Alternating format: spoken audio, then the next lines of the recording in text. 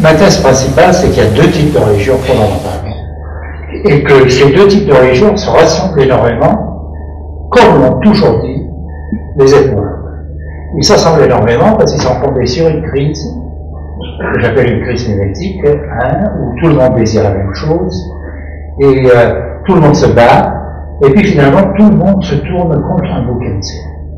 Et alors cette décision, dans la mesure où elle est unanime, et ce qui montre qu'elle est unanime, ce sont les mythes et les rites, parce que généralement dans les mythes, ils se terminent ou ils tendent à se terminer par une forme de lynchage, comme on vient de dire, et dans les rites, c'est la mise à mort d'une victime qui remplace cette chose. Et dans le christianisme, vous avez exactement le même schéma. Vous avez une crise qui, là, est historique. Personne ne peut nier que le petit État juif était en crise, etc. Et que Jésus, dans les évangiles même, est considéré comme ce qu'on appelle un bouc émissaire, n'est-ce pas? Et ça, c'est la phrase de Caïphe dans l'évangile de Jean.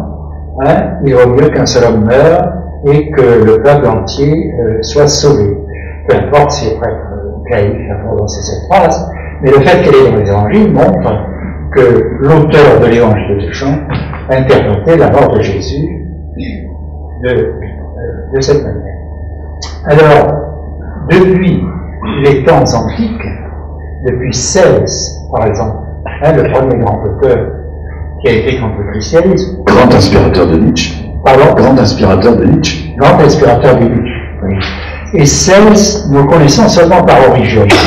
Et notre époque s'intéresse si peu au christianisme qu'elle ne parle jamais du contrat Celsus d'origine, n'est-ce pas?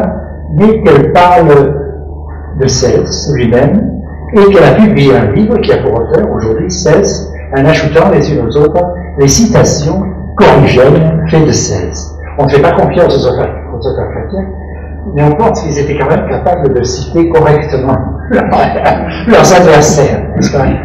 Et ce que dit Celse, c'est la même chose. Il dit tout ce que vous racontez dans le christianisme, nous l'avons déjà dans Adonis, dans toutes sortes de mythes, n'est-ce pas, où il y a un héros qui meurt pour la communauté, qui est divinisé ensuite, etc. Est-ce que votre Christ ne ferait pas exactement la même chose? Et bien sûr, les ethnologues au XIXe siècle ont retrouvé cette question qui est toujours toute fraîche, puisqu'ils ne vont pas la reconnaître.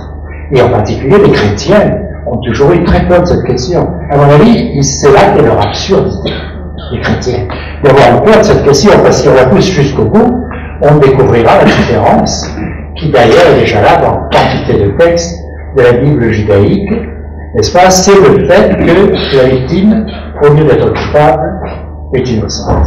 La victime, dans les mythes et dans les rites païens, archaïques, est divinisée sur la base de sa culpabilité, de sa violence. C'est ça?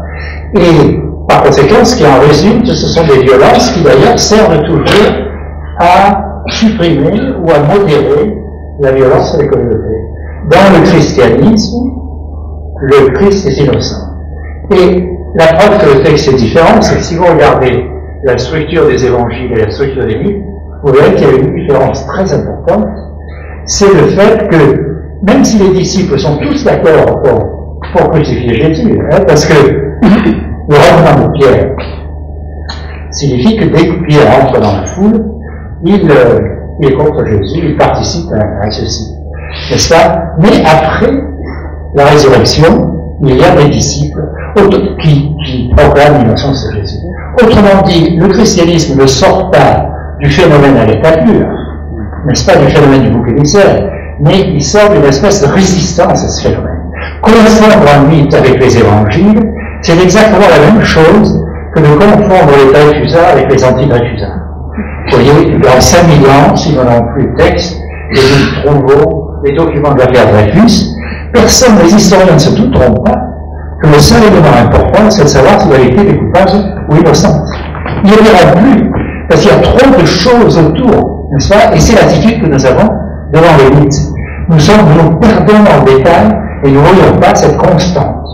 Et si nous comparons, bien sûr, les évangiles à l'Ancien Testament, nous voyons tout de suite que c'est la même chose dans l'histoire de Joseph, c'est la même chose que dans le genre dont tu parlais, c'est la même chose pour le serviteur souffrant. C'est donc déjà toute une liste de victimes qui, au lieu d'être reconnues coupables, n'est-ce pas, par une foule en furie, sont reconnues innocents contre la foule. Ce contre la foule est essentiel. Et en même temps, il y a juste encore un mot là-dessus, il y a une évolution intéressante chez vous, et c'est ça qui est...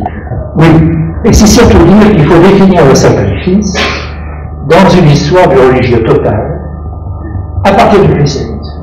Donc le sacrifice sanglant des sociétés archaïques devient second par rapport à ça. C'est un faux sacrifice, c'est un sacrifice raté, n'est-ce pas? Mais le vrai sacrifice, c'est s'offrir pour empêcher la violence.